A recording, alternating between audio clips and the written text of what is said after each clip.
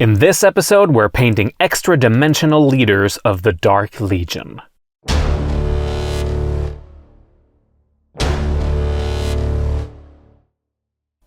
Hi all, and welcome to the cabin. It's time for another video in our Summer of Warzone series, where we release a new video about Warzone Eternal every Sunday throughout July.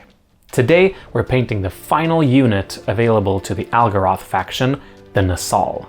Let's get to it. The Nassal were first introduced in 1997, when the Mutant Chronicles setting returned to Earth as Target Games launched the Dark Eden project. Besides an expansion for Warzone First Edition, Dark Eden also had its own collectible card game as well as an expansion for Doom Trooper. There was even a comic book series planned along with more card game expansions, none of which saw the light of day, unfortunately. For the Nassal, only a single piece of artwork by Jeff Miracola exists, and no background information was ever written about them. Every other Dark Legion unit from the book got a model, but not the Nassal. In fact, for almost 30 years, they were never mentioned again in the lore. But when Korok won the first Eternal Champions tournament at Adepticon last year, he got to choose a unit to be developed for the game, and, like a boss, he made the right call and brought the Nassal back into the limelight. These new miniatures, which were released only a couple of months ago, were sculpted by Misha Marciniak. He did a great job, and there are two versions, the regular Nassal, which has the equipment that the old rules stated it should have, and the Alpha Nassal, which is armed and posed in the same way the old artwork depicted. Brian and Alex had to come up with the lore for these creatures, and I like what they've written. The Nassal are extra-dimensional creatures related to the Gomorrean Emasculators and Carnal Harvesters, who are all members of the Cloven Court. They are very susceptible to supernatural influence, which is how they were indoctrinated into the Dark Legion. Serving Algaroth, the Nassal have found themselves in positions of leadership due to their natural cunning and tactical abilities. Here's the snap tray version from Trenchworks, and each miniature is printed as a single piece, with two separate base decorations to choose from for the Alpha Nassal. For my miniature, I went with the rock to fit the basing of the rest of my army. Maybe I'll make an objective marker of the spare Bauhaus symbol in the future.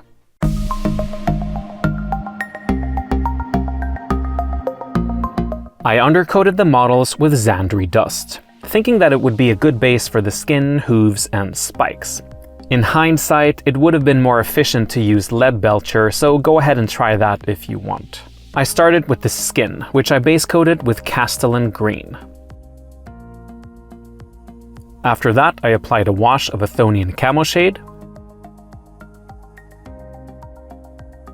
before layering on Castellan green again.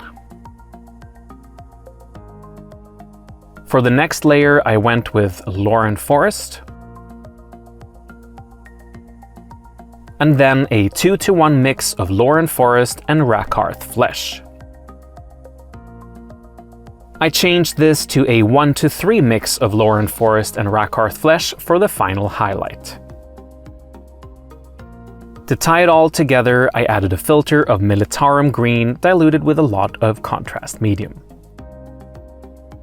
I decided to paint the fur in a reddish-brown tone, starting with a base coat of Wordbearer's Red. This was followed by a wash of Berserker Bloodshade, and then another layer of Wordbearer's Red. For the next layer, I used Tuskgore Fur, and after that, I highlighted it with Scrag Brown. This time I applied Gorgrunta fur diluted with a lot of contrast medium as a filter. The hooves and spikes on the back were base coated with Steel Legion Drab. I then washed them with Agrax Earthshade, before adding another layer of Steel Legion Drab. Next I layered on Baneblade Brown, followed by a highlight with Rakarth Flesh. I added Garagax Sewer diluted with a lot of contrast medium as a filter. I chose Incubi Darkness as a base coat for the loincloth, and followed it with a wash of Nuln Oil. After that, I reapplied a layer of Incubi Darkness,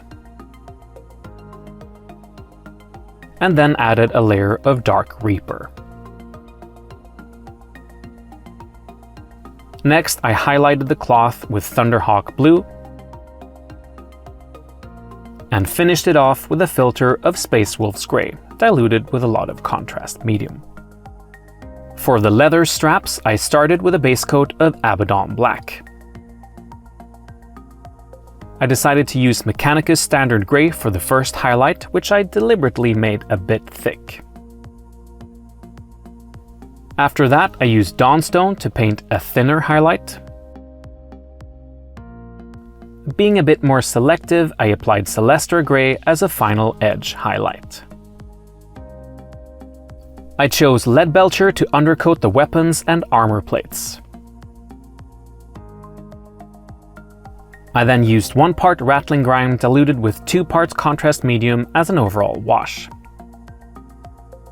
Next up, I added some Iron Hand Steel, dry brushing it onto all the surfaces. To define the recesses even more, I washed everything with Nuln Oil. Once that was dry, I applied an edge highlight of Runefang Steel. To make it look a bit dirtier, I used Garagax Sewer diluted with a lot of contrast medium as a selective glaze on random areas. The Nassal have angular armor trims on their shoulder pads, which I undercoated with Screaming Bell. I created a wash by diluting Dark Oath Flesh with about 50% contrast medium for these areas. I then layered on Hashut Copper, followed by a highlight of Sycorax Bronze. I chose Jokero Orange as a base coat for the gun panels on the Belzerak rifle. Next up, I washed these with Reikland Fleshshade and added another layer of Jokero Orange. I used Bestigor Flesh for the next layer, followed by a more selective highlight of Ungor Flesh. The Algaroth symbols and the panel on the pistol were all base coated with Khorne Red. This was followed by a layer of Wazdaka Red, and then Evil Sun Scarlet. I used Wild Rider Red as a selective highlight. And lastly, a filter of Doomfire Magenta diluted with a lot of contrast medium. I started with a base coat of Abaddon Black on the eye lenses. With a fine detail brush, I added a small dot of white scar in the corner. I chose Sotek Green as the first layer, creating a transition and keeping the black color in the area around the white dot. Being a bit more selective, I continued this process with Temple Guard Blue, and lastly added a highlight in the opposite corner with Baharoth Blue. For the rock on the base, I worked from an undercoat of Chaos Black and started with an overbrush of Rhinox Hide. Next up, I dry brushed it with Doombull Brown, followed by Tuskor Fur,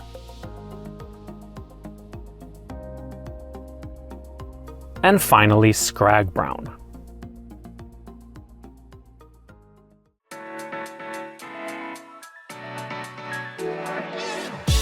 And with that, the Nassal were finished.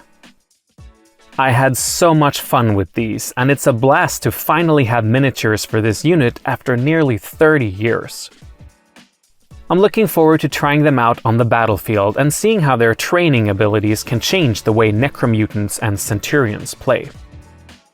Next time, I'm taking a break from painting to talk a bit about how the Algaroth faction works in the game. Thank you so much for watching. Don't forget to like and subscribe so you don't miss out on our Summer of Warzone this July. Remember to tune in every Sunday for a new video about Warzone Eternal. We'll see you next week. Good luck with your miniatures.